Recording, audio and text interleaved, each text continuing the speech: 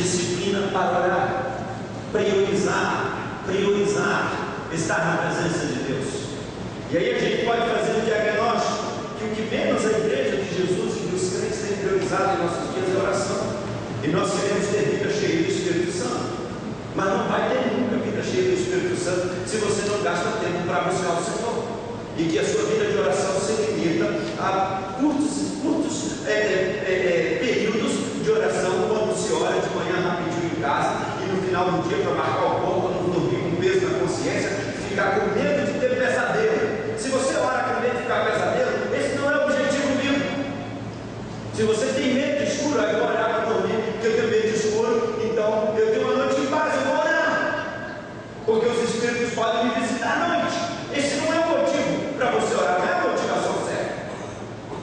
Ou então, só ora quando vem à igreja, no momento de culto. Essas orações são importantes, mas falta ali aquela coisa que Jesus disse: entra no teu quarto, fecha a porta e busca o Senhor. Gasta tempo com Deus, ora, dá o melhor do teu tempo para Deus, busca a presença de Deus em oração, sem dobrar os joelhos, irmãos, sem orar, sem buscar a face de Deus. Se o meu povo se humilhar e buscar a minha face, se ele quiser isso, eu vou agir. Se buscar a minha face, mas nós não gostamos de orar. Nós precisamos nos converter à oração em nome de Jesus. E digo aos batistas brasileiros: se nós não nos convertermos à oração, nossa denominação não será uma denominação cheia do Espírito de Deus. Se os cultos de oração das nossas igrejas continuarem sendo os menos frequentados, nós não vamos ser cheios do Espírito. Se os nossos lares não tiverem oração, não seremos cheios do Espírito.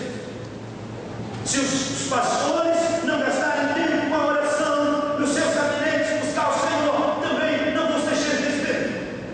Se os líderes, os professores, os ministros de música, os ministros da igreja não buscarem a oração, nós não vamos ter uma vida cheia do Espírito de Deus.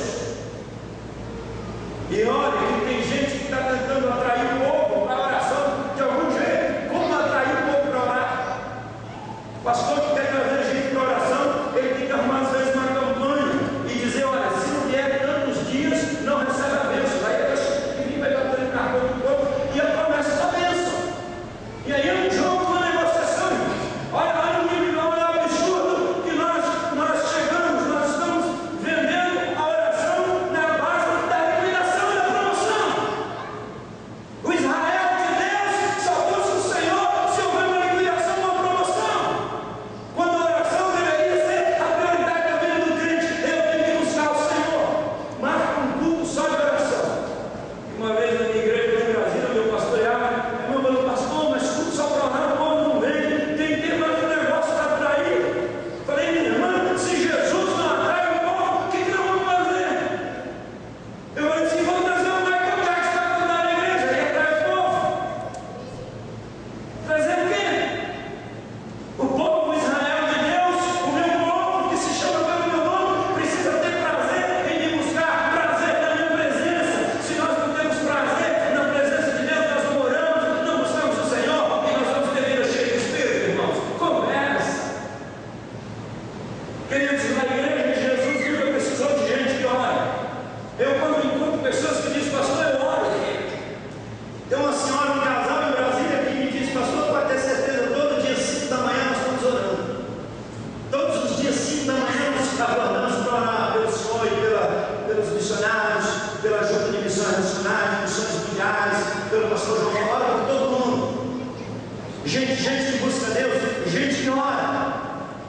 Irmãos, quanto tempo nós temos gastado de oração? Aí coloca a gente em campo: vamos evangelizar como? Vai encarar o rei das trevas, vai encarar o inimigo. Aí os medos, as inseguranças, as incertezas tomam conta da gente e a gente fica calado, fica acuado. E aí a preferência fica dentro do templo cantando e celebrando, porque não tem poder para chegar lá fora e ministrar em nome de Jesus, porque não está com ele cheio do Espírito. Falta oração. E nós, pastores, temos orado um pouco. Os pastores devem ser o exemplo de oração das suas igrejas. Precisamos gastar mais tempo no joelho. para ministrar a igreja. A igreja precisa ouvir homens cheios do Espírito. A igreja precisa ouvir homens que têm passado tempo na presença de Deus. A igreja precisa ouvir homens que têm cheiro de Deus, que conhecem a voz de Deus. O povo de Israel, depois que Moisés morreu, Josué assumiu a liderança do povo. E Josué, inseguro para assumir o lugar de Moisés, simplesmente Moisés, o grande líder de Israel. E Josué está cheio de inseguranças. E o Senhor fala a Josué: Josué, aqui é bom ânimo, trabalha, eu vou estar contigo. E aí os líderes de Israel falam o seguinte para Josué, lá no capítulo de Josué: Josué, é o seguinte, nós vamos te obedecer como obedecemos a Moisés. Nós nos submeteremos à tua liderança como nos submetemos a Moisés. Mas só tem um detalhe: que o Senhor seja contigo como foi com Moisés. Que você seja um homem de Deus como foi Moisés. Nós queremos ser liderados, nós nos submeteremos ao líder, mas queremos um líder cheio do poder de Deus, cheio da graça de Deus, cheio do Espírito de Deus. O povo de Deus vai ser liderado por homens cheios do Espírito Santo.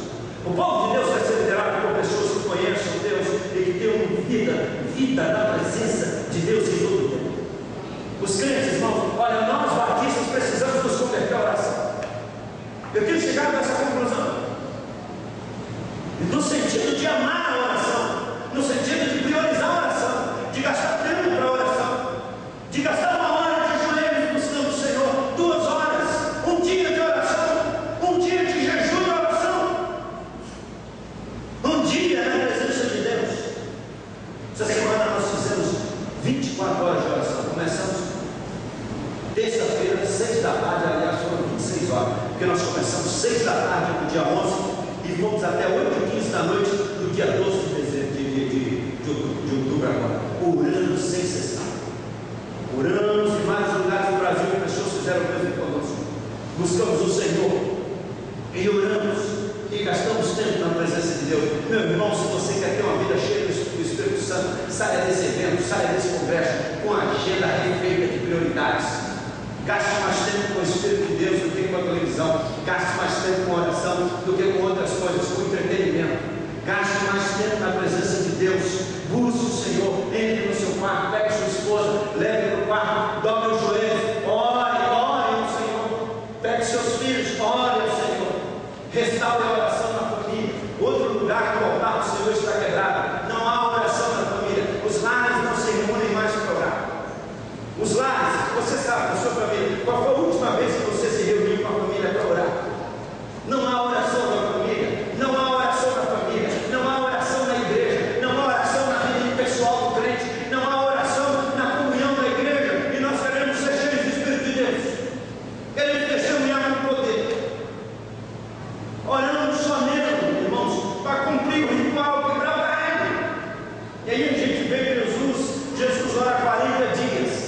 Jesus pega os discípulos o tempo todo e leva para orar. Jesus está orando o tempo todo, o mestre ora o tempo todo, e nós não, e nós temos preguiça, não amamos a oração.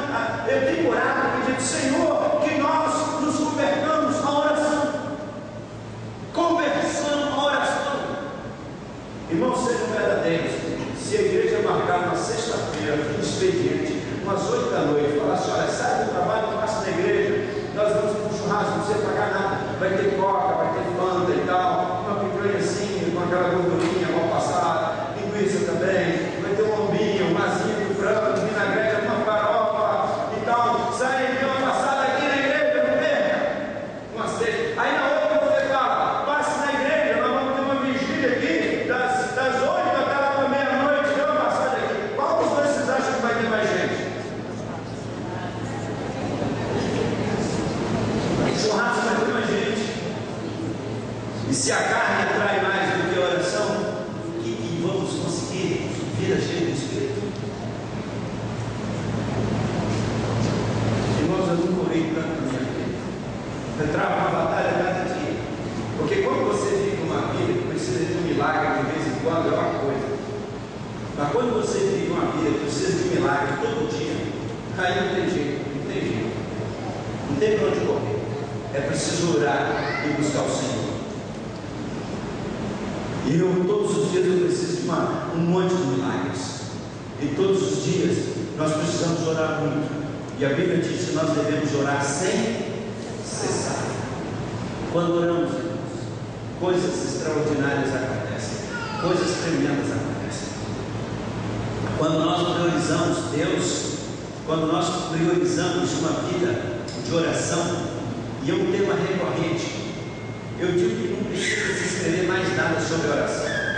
Nós não precisamos que ninguém escreva mais nenhum livro sobre oração. Nós precisamos de gente que ora. De vez em quando aparece alguém, pastor, aqui é lançar um livro aqui sobre oração, ajuda, pode dançar. Eu preciso, não estou precisando de gente que ore. Não estou precisando mais nenhum livro sobre oração, não. Nós estamos precisando de gente que dobra o joelho, gente que jejue e ore. Não é muito comum no meio batista falar de jejum e oração. Não, eu faço jejum e oração.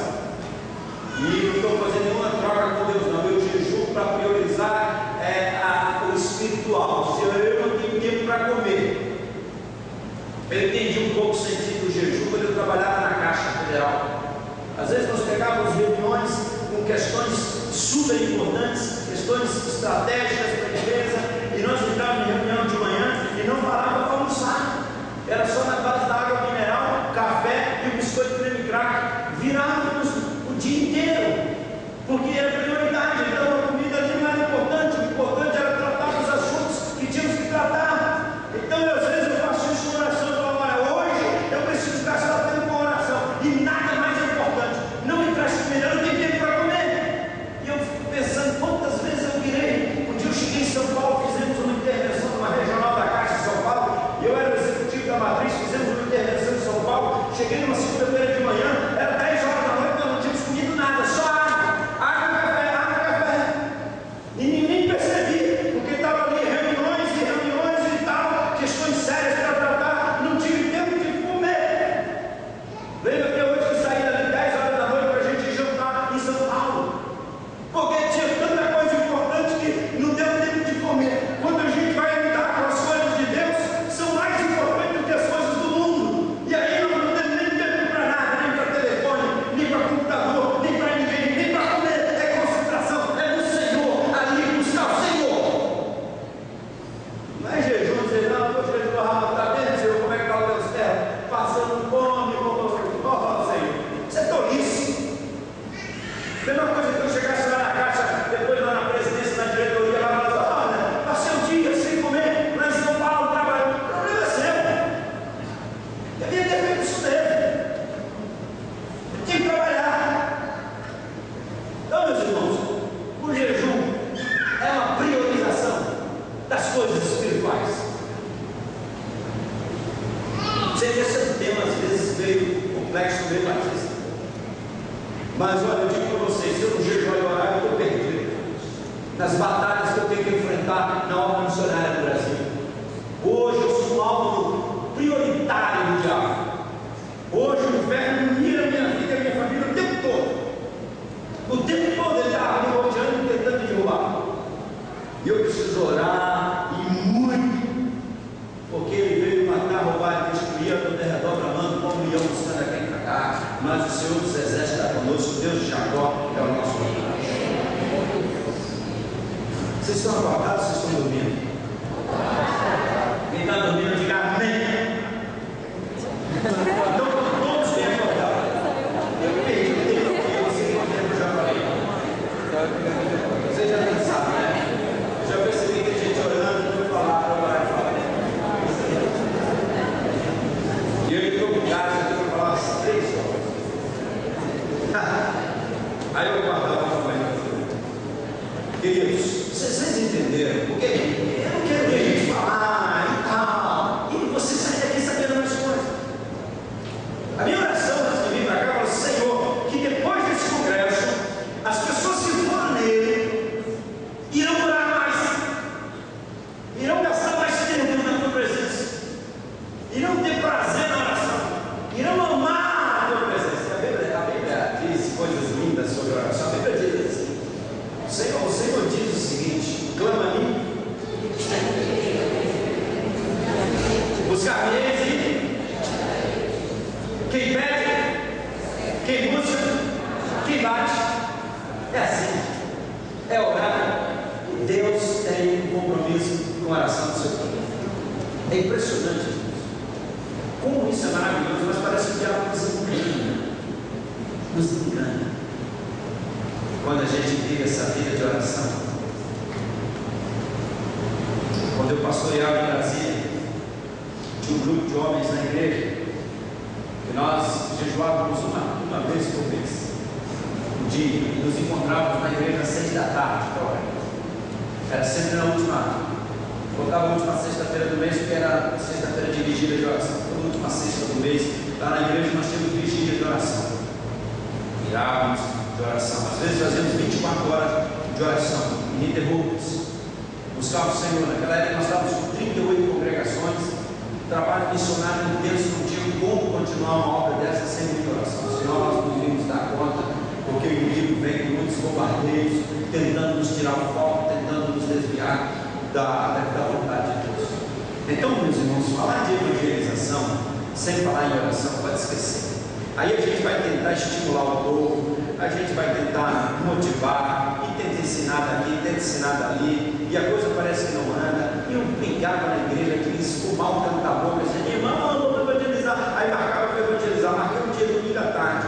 Aí vieram 4 pessoas, comigo e minha mãe, que foi naquele dia 6, saindo para evangelizar. Meu Deus, o povo não quer evangelizar. Mas eu fui descobrindo algumas coisas, e fui começando a pegar outros caminhos, porque a evangelização ela passa a ser uma consequência natural de uma vida cheia do Espírito Santo. Olha para mim, a evangelização é a consequência natural de uma vida cheia do Espírito Santo de Deus. Eu conheci um dos maiores ganhadores de alma que eu já vi, chamado Haroldo Seara.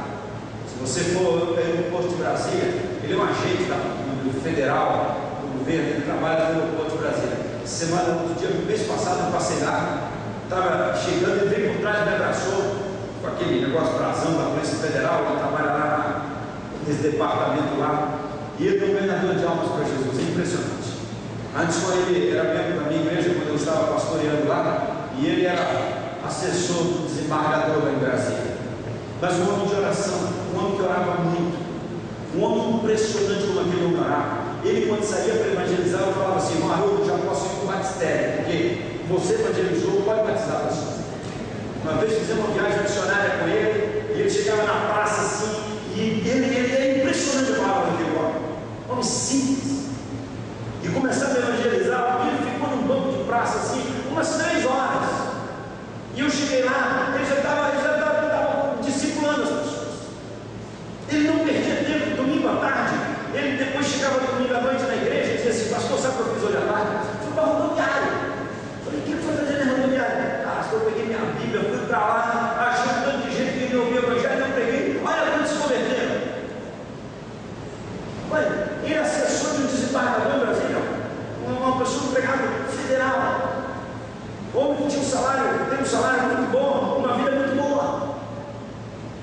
Coração missionário, ofertava para sustentar a obra. Ia em viagens missionárias, encontrei com ele em Brasília, no aeroporto. Eu estava lembrando de uma viagem missionária que a gente fez no interior de Tocantins. O ônibus quebrou e nós estávamos na estrada de chão, tivemos que andar 5 quilômetros, umas coisas tudo na cabeça, chovendo naquela lama que a gente enfileirava. E eu falando dele, eu lembrando dele com as caixas na cabeça, para a gente chegar lá.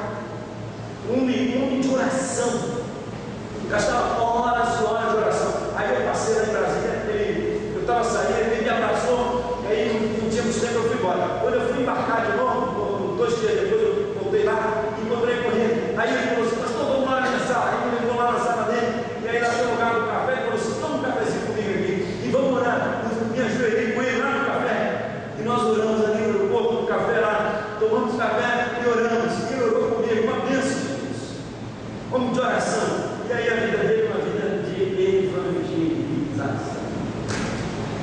Eu quero contar uma história para a gente encerrar. E o ponto dessa noite é oração. O ponto dessa noite é oração. Aliás, eu lancei uma campanha chamada MIT, Minuto que Impacta e Transforma. Quem já ouviu falar do MIT? Algumas pessoas. Pode eu explicar para você. Toda segunda-feira, para 1 minuto, meio-dia de hora pelo Brasil. Toda segunda-feira, 1 minuto que você quiser entrar nessa campanha, você vai ter o compromisso de parar segunda-feira, parar meio-dia e orar 1 minuto pelo Brasil. Tem milhares de pessoas já fazendo isso. Eu lancei pelo Facebook, pelo Twitter, também pelos e-mails, e já tem gente com essa campanha fora do Brasil. Toda segunda-feira, pare 1 minuto e olhe para o Brasil. O meu sonho é ter 1 milhão de pessoas que vão parar 1 minuto segunda-feira, e a gente vai ter 1 milhão de minutos intercedendo pelo Brasil. Segunda-feira, pare para orar 1 minuto. E a outra grande campanha de oração que nós vamos fazer no ano que vem, uma campanha de oração e evangelização. Serão 100 dias que impactarão o Brasil. Dia 22 de abril é dia de descobrimento do Brasil. Nosso país foi descoberto em 1500, dia 22 de abril, sob a égide da idolatria. Ano que vem o Brasil completa 512 anos. E nós queremos começar um novo tempo nesse Brasil, não sob a égide da idolatria, mas sob a égide da oração e da palavra de Deus. Então, se contarmos do dia 23 de abril até o final de julho, dia 31, são 100 dias. E nós vamos lançar uma campanha de oração no dia 22 de abril, a partir das 18 horas, e nós vamos orar sem parar até o final de abril, durante 100 dias. Nós vamos dividir os dias em 4 vigílias de 6 horas. Então, 4 vigílias de 6 horas vezes 100 dias são 400 vigílias de 6 horas. E nós estamos buscando igrejas que assumam uma dessas vigílias na sequência. Porque durante 100 dias nós não vamos parar de orar. Os batistas vão orar durante 100 dias sem parar. 100 dias tem 2.400 horas. Nós vamos precisar de 2.400 pessoas que assumam uma dessas horas em todo o Brasil. E essa pessoa também vai colocar mais gente para orar com ela durante essa hora. Irmãos, nós vamos fazer o maior culto de oração da história dos batistas. Um culto de oração de 2.400 horas. Jesus vai estar lá no céu e toda hora chega na oração de do Brasil, de quem os batistas, 3 horas da manhã, de novo os batistas orando. No dia seguinte, 2 da manhã, orando de novo, meio-dia, orando de novo, ele não para, não, desde o dia 28 de abril orando. 100 dias de oração, irmãos, amém? Vamos lançar agora a campanha do Ana Secreta, começando em Código do Sul. 100 dias que impactará o Brasil. Vamos ter 100 motivos para orar, sem parar. Sem parar, usando 400 igrejas no Roberto. O outro vai ser igreja aqui para assumir uma das vigílias de 6 horas. E aí uma vai assumindo, uma atrás da outra, assim na sequência, o Brasil todo orando. E são vários temas para a gente orar. Sem parar. E mais pessoas que vão orar. E vamos ter uma campanha de restauração da oração da família. Desafiando os líderes da família a orar pelo menos uma vez por semana com a sua família. Nós vamos ter um período inteiro de oração. E aí em julho será a grande colheita, a evangelização. Porque sem oração, não adianta evangelizar. É pedreira, é um resultadozinho que dá, mas não é brincadeira. Agora nós vamos ter um tempo precioso, intenso de oração. E aí quando chegar em julho, aí vamos ter a grande colheita. Vai ser o maior trânsito da história, uma grande campanha de evangelização durante o mês de julho todinho. E nós estamos pedindo a Deus 100.000 voluntários. 100.000. Para a gente formar 50.000 duplas. E cada dupla evangelizar 5 pessoas por dia. E num dia nós teremos evangelizado 250.000 pessoas. E em 10 dias, 2,5 milhões de pessoas. Estou sonhando com isso. Não vai ter muita festa no céu em julho. Mas ele vai ter uma campanha intensa de oração às coisas.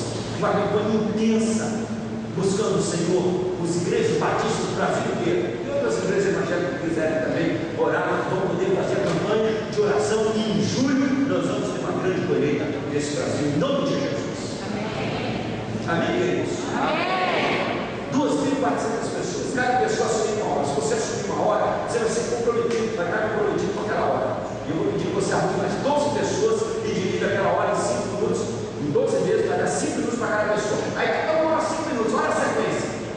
Sem parar, do dia 22 de abril, 6 da tarde, até o final de julho, só chegando a oração, uma atrás da outra, no céu assim. Quem está orando é batista lá no Brasil. E aí Deus vai dizer, não abençoar. Se meu filho você chama Deus no meu nome, se humilhar mesmo, e orar nos caminhos fáceis, converter os seus maus caminhos, eu virei o céu, sararei a terra, sua terra, perdoe os seus pecados. Vou deixar agora e eu vou encerrar orando com vocês. Quando eu pastoreava, uma vida cheia do Espírito Santo, irmãos, é um negócio impressionante. Impressionante, alguém que ora, quando Deus usa, alguém cheio do Espírito, para coisas que a gente não consegue explicar. Eu pastoreava lá em Brasília, segunda igreja batista lá em Brasília, e nós tínhamos muitas congregações, muitos projetos missionários. E um determinado dia, o secretário executivo da Convenção Batista do Distrito Federal, o pastor Gerson Camargo, em memória, ele já faleceu, Campos Belos, a igreja de Campos Belos está fechada. Campos Belos é uma cidade boa, aí com uns 50 mil, 60 mil habitantes, na divisa do Goiás com o Tocantins. Um missionário americano chamado B.H. Foreman plantou aquela igreja lá. Esse missionário, inclusive, morreu na região, o avião caiu com ele. A rua da igreja chama B.H. Foreman. Ele construiu um templo lindo, uma casa pastoral com 5 quartos, umas 3 suítes, um terreno maravilhoso. E essa igreja fechou. Alguns ministérios, o último ministério foi um escândalo, e aí, enfim, a igreja começou a definhar, e aí o pastor Gerson me perguntou: mas a igreja não quer assumir lá? Eu falei: pastor, eu já estou assim com tanta frente missionária, eu tinha acabado de assumir uma vadiana também, estava fechada lá no Goiás. Eu falei: rapaz, eu não dou conta mais, mas eu vou para aqueles lados de lá, que tem umas frentes missionárias lá no Vale do Tocantins. No mês que vem eu vou passar lá, eu passo lá para dar uma olhada. Ele falou: passe lá, procure o fulano de tal, e deu o telefone. E aí eu procurei lá em Mansuquimê. E aí ela me disse: olha, pastor, nós estamos aqui, tem frequentado eu e a irmã Albertina. A gente vem aqui uma vez na semana, faz uma oração e vai embora. E olha, não tem mais ninguém não.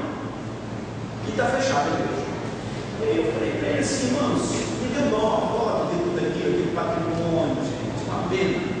A igreja fechada me mata quando eu vejo a igreja fechada. Às vezes pastores que são a igreja de Jesus são verdadeiros coveiros da interna da igreja, não tem vida de oração, vão para essa cidade do interior, chega lá, promove escândalo, compra na praça, não paga, se envolve com outras mulheres, tem um escândalo, a igreja arrebenta a igreja. Era melhor amarrar uma pedra no pescoço e pular no mar. Tem pastores que era melhor amarrar uma pedra no pescoço e pular no mar, porque é uma vergonha do evangelho. E lá foi assim, fizeram escândalo lá, a igreja ficou definhando. Falei para aquela irmã: assim, eu estava com alguns líderes, estava visitando lá na região, passei lá no sábado à tarde, e eu falei assim: os que sobraram, faz uma carta para a minha igreja, lá da segunda igreja, eles solicitaram, a nossa igreja solicita ser congregação de vocês. Eu falei: não quero a igreja aqui para virar congregação de vocês, é como vocês nos entregarem a administração da igreja. E aí, 6 assinaram, 6 assinaturas, e mandou a carta para mim, cartinha lá e tal. Aí a igreja falou assim: irmãos, está aí. Aí perguntaram: pastor, o que é que você acha? Eu falei: vocês sabem o que eu acho? Vocês sabem o que eu acho? Nós já tínhamos 30 e tantos congregações, uma mais, uma menos, a gente entra nesse ponto. Vamos ver o que vai dar. Não vamos largar a igreja fechada. E aí fomos para enchemos 2 ônibus, afretamos 2 ônibus, fomos para Campos Belos e fizemos tudo na praça, ajeitamos a igreja, deu uma pintura lá, tinha uma corneta, sabe que corneta, aquele negócio de som lá, e botamos a corneta para funcionar, botamos a música lá no final da tarde, fizemos um culto na praça, passamos o final de semana lá e falamos com o povo da cidade: essa igreja não vai fechar mais em nome de Jesus. E combinei com a igreja: vamos encarar esse negócio, mas aí a gente não tinha obreiro, líder para colocar lá. E eu combinei com a igreja: olha, tem que ir lá no final de semana, nas equipes, manda 1, manda 2, manda 3. Só que Campos Belos fica a 400 quilômetros de distância do Brasil. 400 quilômetros para ir, 400 quilômetros para vir, para voltar. Então no início ali e tal, sempre tinha gente. Mas passa um mês, passa 2, aí a pessoa: não, pastor, eu tenho um concurso para o brasileiro, tem um concurso, eu tenho um concurso para fazer esse final de semana. Não, eu tenho que ser com compromisso, as pessoas têm compromisso. E às vezes eu não tinha ninguém para mandar para Campos Belos. Quem fazia boletim, demitia uma gente. Eu falei: meu Deus do céu, o senhor botou uma igreja, manda um obreiro para cá, porque senão. Eu falei para a igreja: eu vou para lá até o final de semana, mas não vou largar, que o negócio fechado lá. E eu estava na igreja numa quarta-feira, antes do culto, né? Eu discipulava uma pessoa, toda quarta-feira antes do culto. Eu trabalhava na caixa o dia todo e pastoreava a igreja. À noite corria na igreja, era uma vida corrida, uma loucura. Eu chegava na igreja na quarta-feira, no final do dia, discipulava uma pessoa e depois eu vou de oração. E eu estava ali entre aquele momento de discipulado e o momento de culto, com a porta do gabinete aberta, pensando: Senhor, manda alguém para o quarto, está dormindo para Campos Belos. E não aparecia ninguém. Aí ele botou a cara na porta assim: o Lúcio era porteiro de um prédio que tinha se convertido, tinha uns 2 anos. O Lúcio foi ex-garimpeiro, beberrão, jogador de dominó, ficava de mal postado ali, vivia nas portas dos bares. O Lúcio se converteu, ele e a esposa Terezinha, ele tinha 6 filhos. E o Lúcio trabalhava de porteiro no prédio e a esposa de faxineira, diarista lá em Brasília.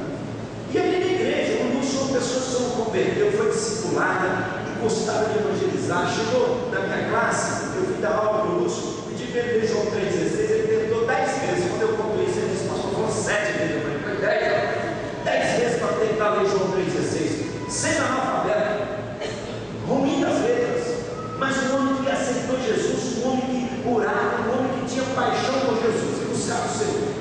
E o Lúcio põe a cara na porta minha e disse: ei, Lúcio, tudo bom, meu filho? O que você vai fazer esse final de semana?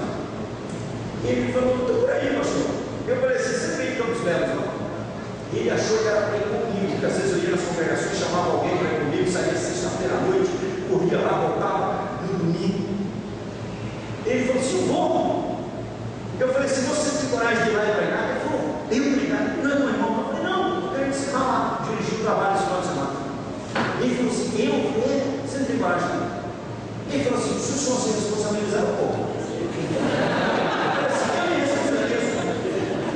Eu preparo direitinho que você vai pregar, te dou direitinho as dicas aqui para você pregar. Combinado. Orientei o Lúcio e tal. Sexta-feira à noite ele pegou o ônibus. Foi bacana. Eu liguei para a irmã Zumbi, ó, tá indo aí o Lúcio. O nome dele é Antônio Lucilano. Popular Lúcio. Maranhense assim, arrudinho, conversador, falado e tal. E ele não tinha primário completo. Ele falava assim: nós vai, né? A gente fomos, dava umas derramadas assim nos paulinhos português, que era uma beleza. Mas falava do amor de Jesus, que era impressionante. E o Lúcio, quando eu liguei para a Zumirei, para a irmã Zumirei, está aí o Lúcio, recebe o moço aí, ele vai trazer a palavra, recebe e tal.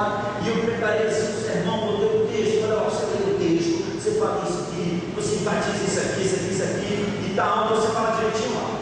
Você segue isso aqui. Aí combinei com o Lúcio, partiu para lá. Aí combinei aqui com ele, na terça-feira à noite, ele se reuniu comigo para eu ver o resultado. Terça-feira ele voltou comigo no gabinete. E aí, como é que foi lá? Pastor, foi bom. Eu já tinha ligado para a irmã Zumirene, irmã Zumirene, como é que foi o negócio aí? Ah, foi bom, pastor. É um bom negócio. E aí, Lúcio, você fez direitinho que eu falei? Eu falei: só, eu fiz. Agora, aquele sermão, eu li isso. Na primeira parte eu comecei a falar: mas pastor, dali para frente eu não entendi. Eu falei um tanto de outras coisas, mas não vai botar no papel. Eu falei um tanto de outras coisas. Tudo bem. Quarta-feira eu fui no culto dirigido no dia seguinte. E aí ele passou, me cumprimentou, deu uma volta, chegou pertinho de mim e disse assim: se quiser eu vou ligar para os netos, pode tirar a volta. Aí eu estava cumprimentar todo mundo e disse: Lúcio, você quer ir para Campos Belos de novo? Eu falei: não quero. Se o senhor quiser, não tiver ninguém, eu vou. Você gostou? Gostei. Agora eu quero sua esposa. Pega o ônibus dela, Terezinha, vocês vão. E ele foi e continuou. Aí eu tomei algumas providências, orientei, passei algumas coisas para ele e o Lúcio continuou indo. Naquele interregno lá, naquele período, eu ia receber uma equipe de irmãos norte-americanos da primeira igreja batista de Maine, no estado do Arkansas, um grande amigo que eu tenho lá, o pastor Clay, na qual presidente daquela convenção, sempre vinha me ajudar no Brasil, lá no Brasil, nas frentes missionárias. E dessa vez ele veio e eu me enviei, vou dar uma contada para Campos Belos, para dar uma força lá na igreja. E falei: Lúcio, não tem como você pegar uns dias aí do seu trabalho e você ir para lá para receber os americanos. E ele ajeitou, pediu dispensa lá no condomínio, arrumou alguém para ficar no lugar dele, o irmão dele, e ele foi para lá para receber os americanos. E eu falei: olha, eu não posso ir durante a semana, eu vou só na sexta-feira à tarde, vou chegar sexta-noite. Alguns sintéticos da igreja do também, enfim, aquela coisa quando a gente recebe uma equipe americana, e o Lúcio está para lá. Aí eu cheguei na sexta-noite, saí do Brasil umas 2h30, 3 horas da tarde, para chegar no culto da noite lá. E aí, culto e tal. E aí, no final do culto, antes do culto, eu fui tomar um café com o pastor Clay, o líder da equipe americana. E aí ele disse para mim assim: pastor, o pastor Lúcio é muito bom, é conhecido na cidade toda. Pastor Lúcio. Pastor Lúcio é esse? Também fomos para o culto, terminou o culto. Aí eu vi isso já tinha uns 3 meses que ele estava lá na igreja. Uns 3 meses que ele estava na igreja. Aí veio um dentista falar comigo: o senhor é pastor? O senhor que é o chefe da igreja? Eu falei: eu não sou chefe de nada, não. Não, mas o senhor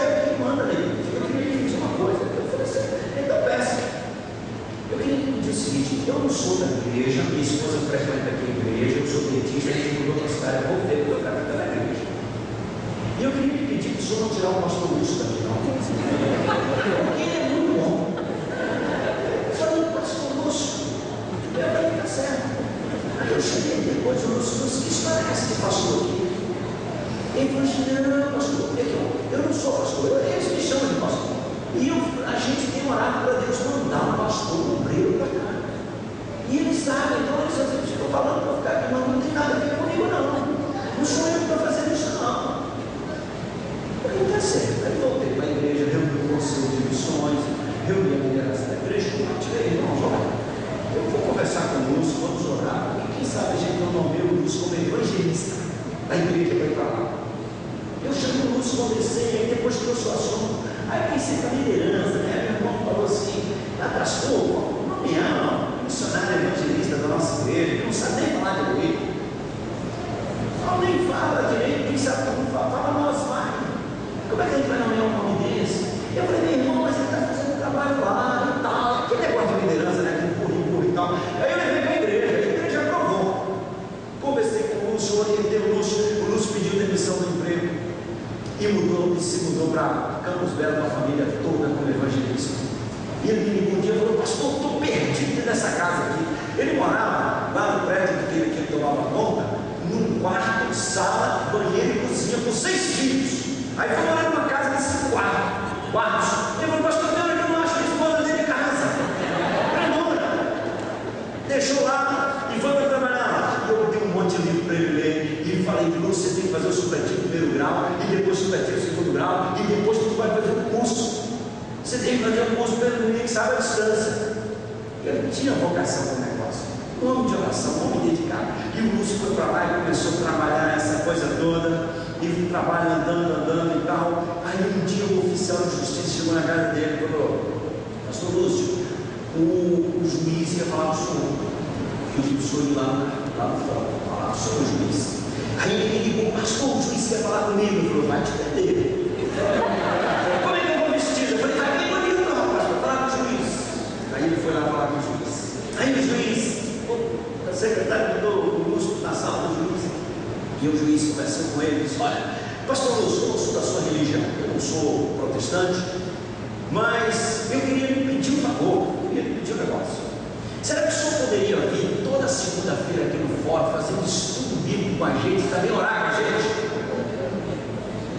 O senhor, o juiz, assim, excelência, eu vou olhar na agenda, mas hoje eu sei. Eu aceitou. Aí eu fui lá, aceitou. Aí ele me ligou depois, pastor, o juiz, sabe o que ele queria? Quer que eu estude a Bíblia lá e eu olho para o pessoal do fórum toda segunda? E eu topei. Falei, então, como diz lá no interior de Minas, então. E o Lúcio foi lá e fez isso tudo. Aí começou o negócio. Aí, 1 mês, 2 meses depois, eu acho que a secretária liga do juiz, liga para o Lúcio. Pastor Lúcio, o juiz quer falar com o senhor. O meritíssimo aqui pediu que o senhor compareceu aqui na sala dele. Aí ele falou, e vai acabar com o meu estudo. Não está gostando. Aí o juiz então recebe o Lúcio e diz assim, pastor Lúcio, é o seguinte. Eu queria lhe pedir um favor, sei que a sua agenda é muito cheia, sei que o senhor tem muitos compromissos, mas é o seguinte, eu queria ver se o senhor poderia também continuar na sexta-feira de manhã nesse estudo da segunda. Porque depois que o senhor começou esse negócio aqui, o fórum mudou, as pessoas estão outras, e o pessoal tem me pedido para o senhor fazer também na sexta. É possível? Eu falei, doutor, eu vou chegar na agenda, mas o pedido seu a gente tem que atender. É um maranhense engraçado. Falou, se o pedido seu, a gente tem que atender. Sexta-feira, eu e comecei a estudar também. O prefeito ficou sabendo e manda chamar o pastor Lúcio. E falou, pastor Lúcio, não dá para o senhor fazer aqui na prefeitura com os funcionários, não, o senhor está fazendo lá no fórum? Ele falou assim, tem que chegar na agenda, mas o pedido seu tem que atender. É agora, a gente vai fazer também. Irmãos, naquele ano eu deixei a igreja, vim para a Junta de Missões Nacionais, vim para o Rio de Janeiro. Mas um dia eu estava em algum lugar, ia pregar em algum lugar, alguém me mandou mensagem no celular e falou assim, olha, vou pregar agora, aqui em Campos Belos. A igreja tinha um lugar mais ou menos com 250 pessoas sentadas. Eu falei, vou pregar agora, não tem mais lugar, não tem lugar para ninguém sentar na igreja, a igreja está abarrotada. Do lado de fora tem gente pela janela assistindo. No primeiro banco está o prefeito da cidade, mais atrás estou vendo o juiz e várias autoridades da cidade. E o juiz testemunhou um dia e disse assim: olha, eu sei que o pastor Lúcio não fala tão bem o português, mas eu gosto de ir na igreja e ouvir o pastor Lúcio pregar, porque ele fala das coisas de Deus. Ele é um homem de Deus. Depois de uma semana de trabalho, eu gosto de levar minha família na igreja para ver o pastor Lúcio pregar, porque ele é um homem cheio do Espírito de Deus. É impressionante ver um homem tão simples, mas um homem que ora, um homem cheio do Espírito Santo. A cidade de Campos Verdes, as autoridades, a liderança daquela cidade se dobraram para ouvir o pastor Antônio Lucisante, com o primeiro grau do completo, sem nenhum curso de teologia, mas um homem cheio do Espírito Santo de Deus. Um homem cheio do Espírito Santo de Deus. O Lúcio abriu uma congregação na cidade, mais uma. O Lúcio abriu uma outra na cidade de Combinado, abriu uma outra na cidade de Aurora, e a igreja não parou mais de crescer. O Lúcio fez o primeiro grau pelo supletivo, fez o segundo grau, começou a fazer o curso de teologia à distância pelo seminário equatorial, um curso que parece de um ano, de 2 anos.